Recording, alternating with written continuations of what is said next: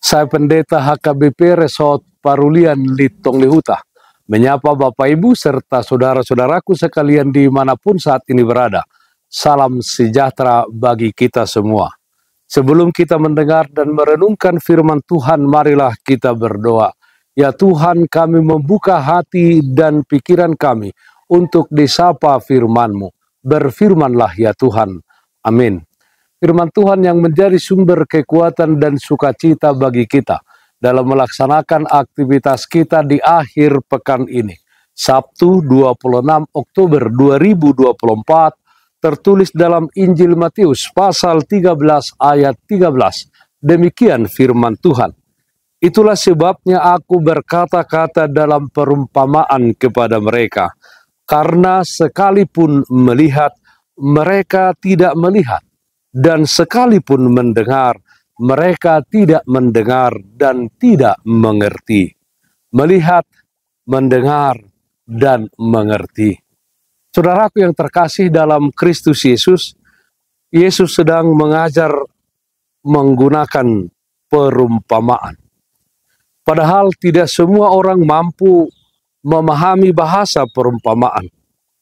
Apakah Yesus tidak mempertimbangkan kemungkinan lebih banyak orang mau menjadi muridnya ketika ia mengajar dengan bahasa yang lugas dan dapat dengan mudah dimengerti orang banyak?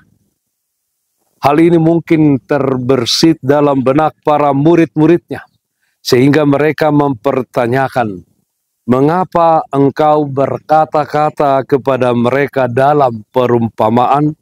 Matius 13 ayat 10. Saudaraku yang terkasih dalam Kristus Yesus, Yesus menjawab pertanyaan para murid dengan mengatakan bahwa perumpamaan menegaskan sifat rahasia kerajaan surga. Hanya orang tertentu yang dapat memahaminya, yakni mereka yang membuka hati untuk dibentuk menurut kehendak Allah. Bagi orang yang membuka hati akan terjadi proses bertanya, mencari, beroleh tuntunan dan aktif mengimani, sehingga terjadi pertumbuhan rohani di dalam hidupnya. Menyingkapkan arti dan makna kerajaan Allah. Sebaliknya, perumpamaan akan membuat orang bebal semakin mengalami kebutaan rohani berkelanjutan dan kerajaan surga semakin tertutup baginya. Saudaraku yang terkasih dalam Kristus Yesus, mengerti kebenarannya adalah anugerah. Milikilah sikap terbuka untuk mengerti dan kemudian mengizinkan kebenaran firman Tuhan mengubah hidup kita. Maka hidup kita akan berubah dan berbuah berlipat ganda. Lihatlah kebaikan Tuhan di dalam semua ciptaannya, termasuk kasih dan kebaikan Tuhan di dalam perjalanan kehidupan kita.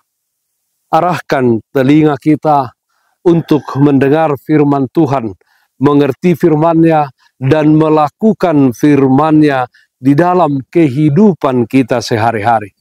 Menjadi tugas kita semua untuk meneruskan apa yang kita dengar tentang Dia kepada orang lain, serta melanjutkan apa yang kita lihat tentang kasih-Nya kepada manusia. Oleh karena itu, sebagai pengikut Kristus yang melihat, yang mendengar, dan mengerti firman dan kasih-Nya, jadilah duta-duta Kristus di tengah-tengah dunia ini. Dengan demikian, kebahagiaan yang kita peroleh dari Allah dapat kita bagikan kepada sesama di sekeliling kita. Melihat, mendengar, dan mengerti. Amin. Mari kita nyanyikan Bukende 424 ayat 5, suara nitodi. Saitiop tangana pangido maun, ramoti padumo au sisean mon, pasada rohaku manggolong tuk-tuk, hatamu nasit tong patoguawon. Marilah kita berdoa. Terpujilah namamu ya Allah Bapa di dalam surga, Allah yang mengasihi dan menyertai kami di sepanjang perjalanan hidup kami. Ya Tuhan, bentuklah kami menjadi umat-Mu yang melihat segala karya Tuhan, yang mendengarkan kebenaran firman Tuhan dan mengerti serta melakukannya di dalam kehidupan kami.